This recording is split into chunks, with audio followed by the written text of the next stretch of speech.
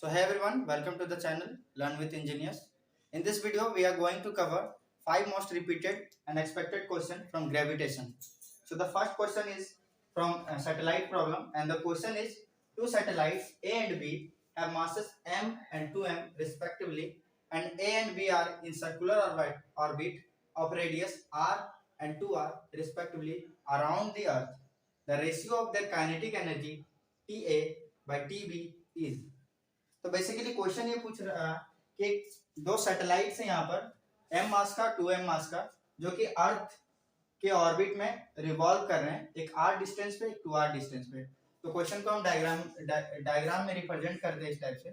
Suppose this is earth and एक r distance पे एक सैटेलाइट रिवॉल्व कर रहा है जिसका मास m है। ये सैटेलाइट रिवॉल्व कर रहा है r डिस्टेंस पे, आर रेडियस का ऑर्बिट पे, और एक सैटेलाइट है जिसका मास 2m है, वो रिवॉल्व कर रहा है 2r डिस्टेंस पे। तो ये जो डिस्टेंस है 2r है, तो ये रिवॉल्व कर रहा है 2r डिस्टेंस पे। तो सपोज दिस इज 2r, यहाँ पे रिवॉल्व कर रहा है 2m मास का डिस्टेंस। ये सैटेलाइट A है, ये सैटेलाइट B है, और ये 2r डिस्टेंस पे है, 2r डिस्टेंस पे है। सो इसका काइनेटिक एनर्जी और इसका काइनेटिक एनर्जी का क्या रेशियो होगा, ये पूछा जा रहा है। तो सबसे पहले हम लोग वेलोसिटी फाइंड आउट करते हैं। कोई भी ऑब्जेक्ट सर्कुलर मोशन कर रहा होता है तो हमें पता है कि एक सेंट्रीपिटल फोर्स लगता है बाहर की ओर, जिसे हमें कहते हैं सेंट्रीपिटल फोर्स, जो होता है mv² बाय r के बराबर। तो यहाँ पे गाइस हम देख सकते हैं r जो है डिस्टेंस है, रेडियस ऑफ द ऑर्बिट, जिस ऑर्बिट में ये रिवॉल्व कर रहा है।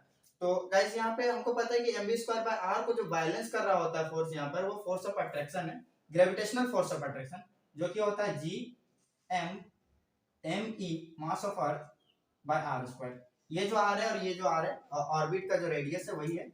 ऑलराइट गाइस, तो यहाँ से हम जब फाइंड आउट करते हैं वेलोसिटी बराबर √Gme बाय r, जो कि ऑर्बिटल वेलोसिटी होता है। कोई भी ऑर्बिट में वेलोसिटी फाइंड आउट कितना, मतलब वेलोसिटी कितना होता है किसी सैटेलाइट का, कोई भी ऑर्बिट में जो r डिस्टेंस पे और 2r डिस्टेंस पे, r वेरी करेगा according to question. Alright guys, ये general velocity of a satellite है इन एनी ऑर्बिट। सो हमें पता है कि एक सैटेलाइट जो है वो r डिस्टेंस पे है, तो वेलोसिटी ऑफ ए सैटेलाइट हो जाएगा हमारा Gme by r। Velocity of second satellite जो बी सैटेलाइट है, उसका वेलोसिटी हो जाएगा Gme, यहाँ me जो है मास ऑफ अर्थ है 2r, बिकॉज 2r डिस्टेंस पे ये मूव रिवॉल्व कर रहा है। So this is the velocity of A and this is the velocity of B satellites. And then after हमें वेलोसिटी निकल गया तो हम kinetic energy easily find out कर सकते हैं, बिकॉज हमें पता है यार कि काइनेटिक एनर्जी का जो फॉर्मूला होता है हाफ mv² होता है। तो हमें यहाँ पे मास पता है, वेलोसिटी पता है, तो हम kinetic energy of A satellite निकालेंगे जो कि TA है, वो हो जाएगा हाफ मास ऑफ A, जो कि m है, mass of A and velocity of A का square. Alright guys, and TB जो हो जाएगा half mass of B and velocity of B का स्क्वायर। अब जब हम इसका रेशियो लेंगे, जो TA बाय TB होगा,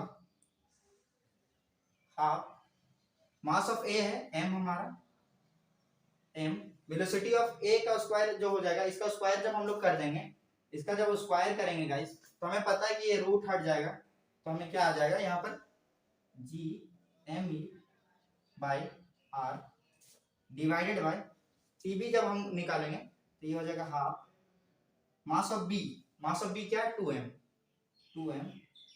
इंटू G, सिमिलरली यहाँ पर होगा लेकिन यहाँ 2r हो जाएगा। इसको जब स्क्वायर करेंगे, Vb का square, velocity of B satellite का स्क्वायर जब करेंगे तो ये आ जाएगा हमारा। तो अब यहाँ से हम जब कैलकुलेट करेंगे तो यहाँ से 2 से 2 कैंसिल आउट हो जाएगा, m से m कैंसिल आउट हो जाएगा, तो हमारे पास बचेगा TA by TB is equal to Gme by r divided by Gme by r, जो कि कैंसिल आउट होके 1 हो जाएगा। So the ratio of kinetic energy of A satellite and kinetic energy of B satellite will be equal to 1. So option B is the correct answer for this question. One is the correct. So moving to the next question, guys. Question number 2. The value of acceleration due to gravity is g1 at a height h is equal to r by 2, where r is the radius of Earth from the surface of the Earth. It is again equal to g1 at a depth d below the surface of Earth. The ratio of d by r is equal to what? So basically question ये कहना चाह रहा है कि एक हम लोग calculate करते हैं जब h हाइट ऊपर जाते हैं अर्थ के सरफेस से, r बाई 2 हाइट जब ऊपर जाते हैं तो जो वैल्यू आता है एक्सेलरेशन ड्यू टू ग्रेविटी का वो अगेन सेम वैल्यू आता है जब हम लोग d distance below the earth surface जाते हैं। तो हमें फाइंड आउट करना रेशियो d और r का क्या होगा। तो सिंपली गाइस ये क्वेश्चन बहुत ही ईजी है, बिकॉज हमें पता है कि फॉर्मूला क्या होता है। हमें ये चीज भी पता है कि जब हम लोग अर्थ के सरफेस से ऊपर जा रहे होते हैं तब जी वैरी करता है, और जब नीचे आ रहे होते हैं तो जी वैरी कर रहा होता है विथ रिस्पेक्ट टू आर और डी। ऑलराइट गाइस, तो सिंपली फर्स्ट केस हम लोग देखते हैं जब ऊपर जा रहे होते हैं तो हमारा जो जी का वैल्यू होता है जब हम अर्थ के सरफेस से अबव जा रहे होते हैं तो G M E by R plus H का whole square. This is the formula when we move above the surface of earth. Alright guys, जो कि g1 वैल्यू दिया हुआ है जब h के जगह हम लोग r/2 डिस्टेंस ऊपर जाते हैं। तो g1 कब आता है हमारा? जब हम h is equal to r/2 ऊपर चले जाते हैं। तो ये जब हम लोग सॉल्व करेंगे तो ये हमारा आएगा, इसको सॉल्व करेंगे गाइस तो आएगा g m e 3r/2 का होल स्क्वायर, जो कि आ जाएगा G M E by 9r square, और ये 4 ऊपर चला जाएगा तो 4 टाइम ये हो जाएगा। ऑलराइट गाइस, ये g1 का वैल्यू है। अगेन जो यही g1 का वैल्यू हमें फिर से देखने को मिलता है जब d डिस्टेंस हम बिलो द अर्थ सरफेस जाते हैं। तो हमें पता है गाइस कि g वैरी करता है जब हम लोग नीचे जाते हैं। वो रिलेशन इस तरह से है, g is equal to G M E R minus D by R cube, where R is the radius of earth. तो ऐसे वेरी करता है हम लोग जब नीचे जाते हैं। तो गाइस ये जो वैल्यू है ये अगेन g1 होगा। तो वो डिस्टेंस जो नीचे हम लोग मूव करते हैं वो डिस्टेंस फाइंड आउट करेंगे पहले हम लोग कि क्या आता है। ये अगेन g1 है, दैट मीन्स g1 ये जो डिस्टेंस ये जो हमारा एक्सेलरेशन ड्यू टू ग्रेविटी है वो सेम हमारा acceleration due to gravity D length हम जब नीचे जाते हैं बिलो द अर्थ सरफेस जाते हैं तो हमें मिलता है। तो हम इक्वेट कर सकते हैं दोनों चीजों को। यहाँ पर जो हमारा वैल्यू आया तो हम यहाँ लिख सकते हैं, यहाँ सब्स्टिट्यूट जब करेंगे 4g M E by 9r square को हम यहाँ से इक्वेट करेंगे g M E R minus, ये फॉर्मूला आपको याद होना चाहिए गाइस बिकॉज बहुत इंपॉर्टेंट ये formula. Below the surface of the earth जब हम लोग जाते हैं तो क्या रिलेशन होता है जी और आर का, तो वो हमें बहुत अच्छे से याद होना चाहिए। तो इसको जब हम कैलकुलेट करेंगे तो जी एम ई यहाँ से कैंसिल आउट हो जाएगा, आर स्क्वायर और आर स्क्वायर यहाँ से कैंसिल आउट हो जाएगा, तो यहाँ बस आर बच जाएगा एक। अब इसको जब हम लोग सॉल्व करेंगे तो 4/9 is equal to R minus D by R आएगा। तो अब यहाँ से हम सॉल्व करेंगे which is equal to 4r is equal to 9r minus 9d। यहाँ से सॉल्व करेंगे तो 9d is equal to 5r, और d बाई r का रेशियो पूछ रहा है तो हम d को उधर 9 को उधर ले जाएंगे गाइस, तो d इज इक्वल टू, और r को इधर ले आएंगे तो d by r is equal to 5/9 हो जाएगा। तो this is the answer 5/9, which is option number B. So B is the answer for this.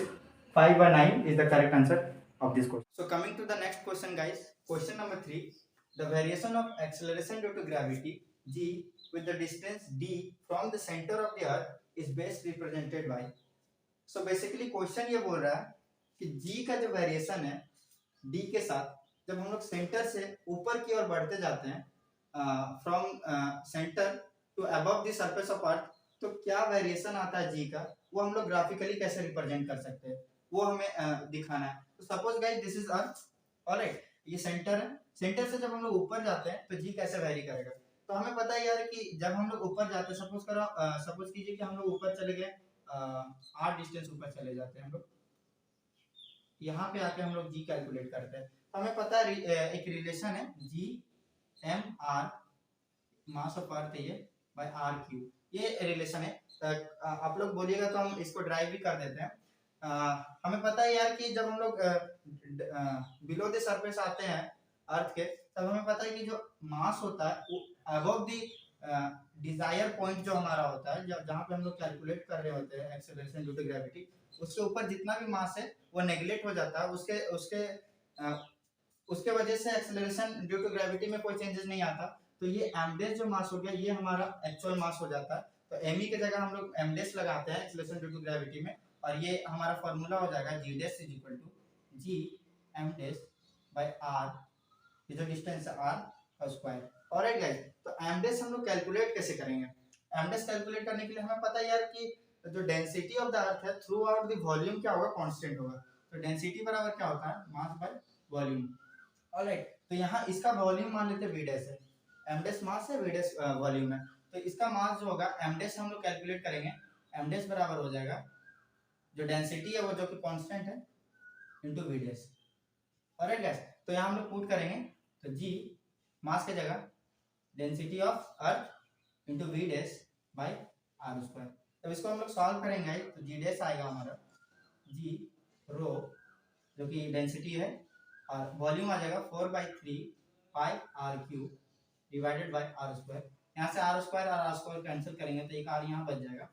Alright है, तो यहाँ से जी डैश इज इक्वल टू आ जाएगा जी रो जो है गाइस, यहाँ पे रो जो है, रो क्या है, डेंसिटी ऑफ अर्थ है। तो डेंसिटी ऑफ अर्थ कितना होगा, मास of earth by volume of earth.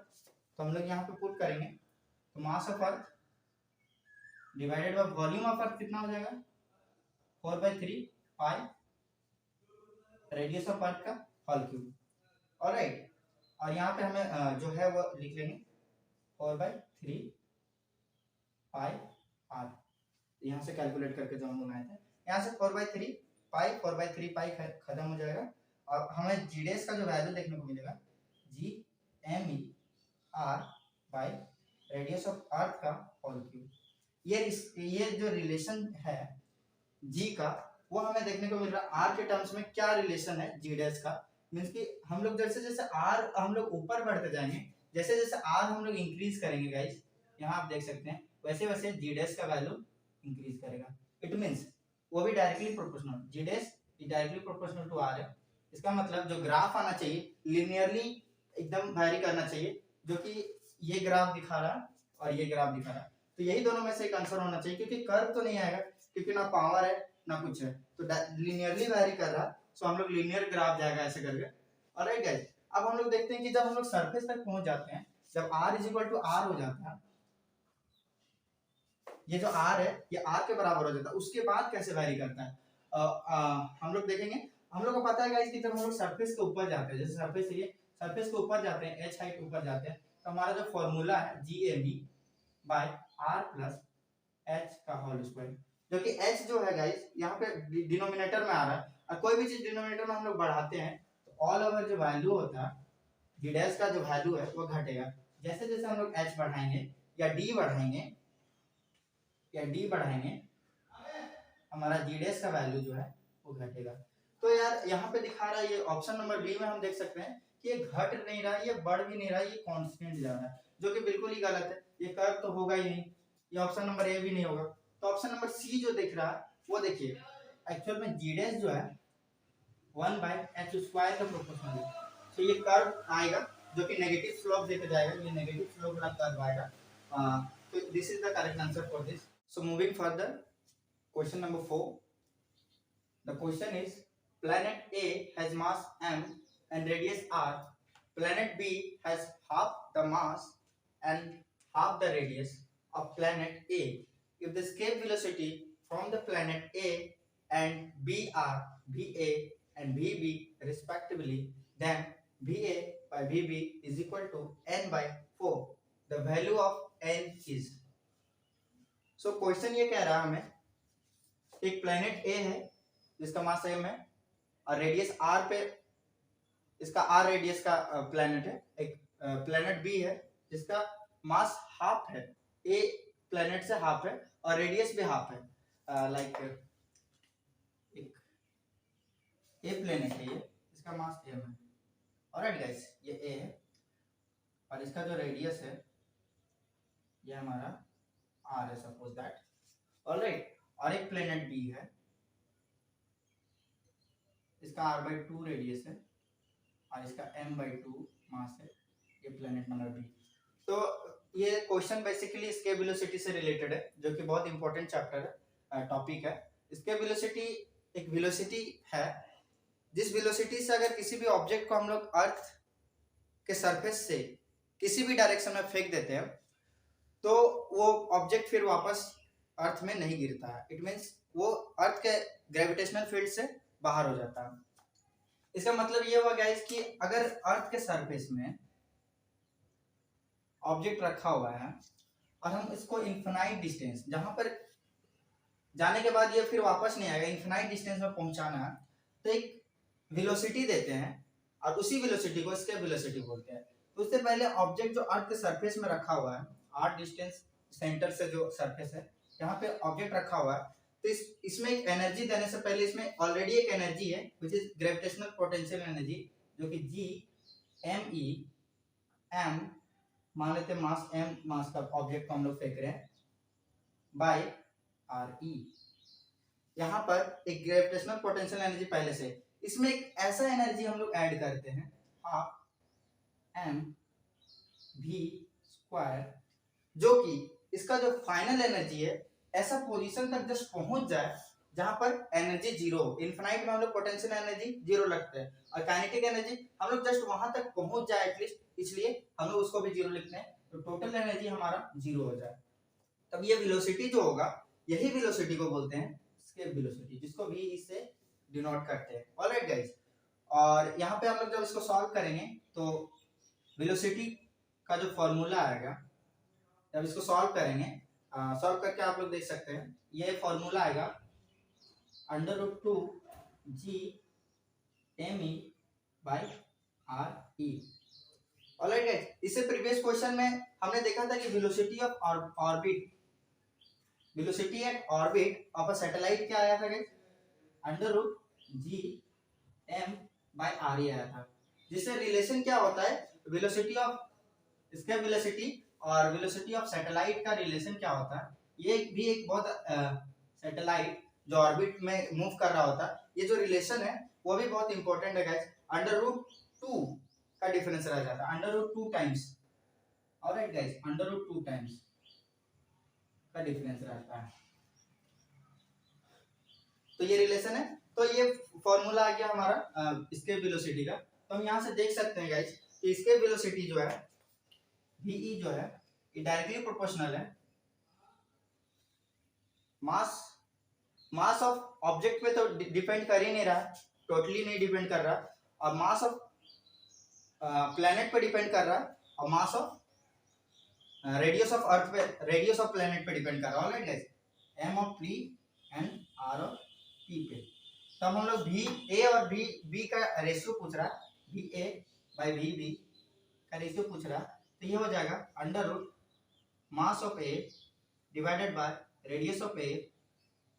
Alright guys, फिर डिवाइडेड बाय में √ mass of b divided by radius of b।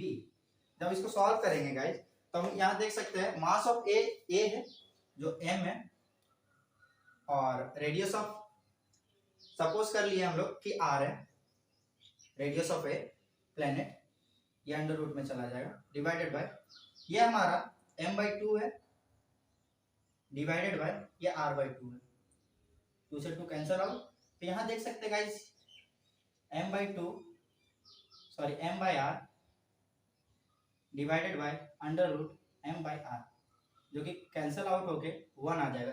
तो दोनों का जो स्केप वेलोसिटी का जो रेशियो है गाइस वो 1 आ रहा। इट मींस n का क्या वैल्यू हो सकता है, नीचे हमारा 4 दिया हुआ, n का क्या वैल्यू रखेंगे कि 4 और 4 कैंसिल आउट होकर 1 आ जाए, तो ऑफ कोर्स n का वैल्यू आ जाएगा हमारा 4। तो n का वैल्यू क्या हो जाएगा, 4 is the correct answer, which is option A. So option A is the correct answer of this question. So moving to the last question, question number 5. The time period of a satellite in a circular orbit of radius r is t. The time period of another satellite in a circular orbit of radius 9r is. तो guys question ये पूछ रहा है कि satellite जो are radius में move कर रहा है उसका टाइम पीरियड टी दिया हुआ है, तो उस सैटेलाइट का क्या टाइम पीरियड होगा जो 9r रेडियस पे रिवॉल्व कर रहा होगा। तो again it's a very easy and very much conceptual question. अगर आप इसका एक रिलेशन जानते हैं केप्लर्स थर्ड लॉ के अकॉर्डिंग, तो आप इस क्वेश्चन को फ्यू सेकंड्स में सॉल्व कर सकते हैं। केप्लर्स थर्ड लॉ क्या बोलता है, t का जो स्क्वायर है ये डायरेक्टली प्रोपोर्शनल टू r का पावर 3 के प्रोपोर्शनल होता है। ऑलराइट गाइस, तो जो t का स्क्वायर है डायरेक्टली प्रोपोर्शनल टू r का पावर क्यूब, तो यहाँ से हम लोग निकाल सकते हैं t directly proportional to r to the power 3/2।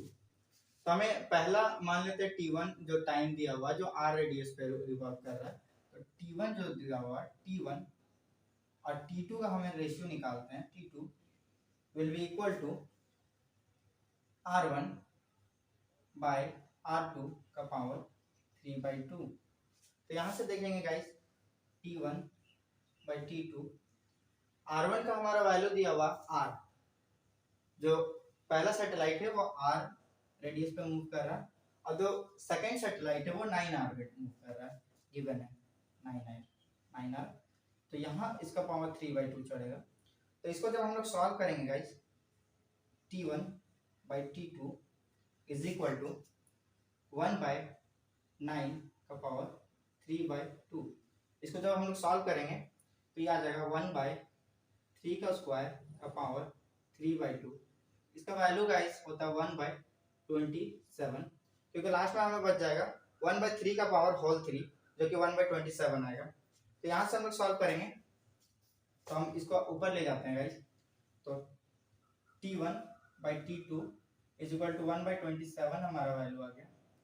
तो t2 is equal to cross multiply करेंगे 27 टाइम t1 आ जाएगा। मीन्स कि जो पहला सैटेलाइट का जो टाइम पीरियड है उसके कंपैरिजन में 27 टाइम पीरियड सेकंड का होगा। इट मींस पहले का टाइम पीरियड कितना दिया हुआ t, तो t2 बराबर हो जाएगा 27 time t, which is option number B. So option number B is the correct answer for this last question. ये 5 ऐसे क्वेश्चन थे गाइस जो आपको करके ही कर जाने हैं, क्योंकि इन्हीं टाइप के क्वेश्चन आपको फ्रेम किए जाएंगे आपके जेईई मेंस के पेपर में, और हमको नहीं लगता इसके अलावा कोई क्वेश्चन और डिजाइन किया जा सकता है। जितना हो सकता था उतना मैंने करवा दिया, वेराइटीज ऑफ क्वेश्चन। अब आगे थोड़ा बहुत आपको कॉन्सेप्चुअल थ्योरेटिकल क्वेश्चंस मैंने नहीं करवाया ज़्यादा, क्योंकि पूछे नहीं जाते हैं, बट आप थोड़ा बहुत थ्योरी भी देख लीजिएगा। Thank you very much.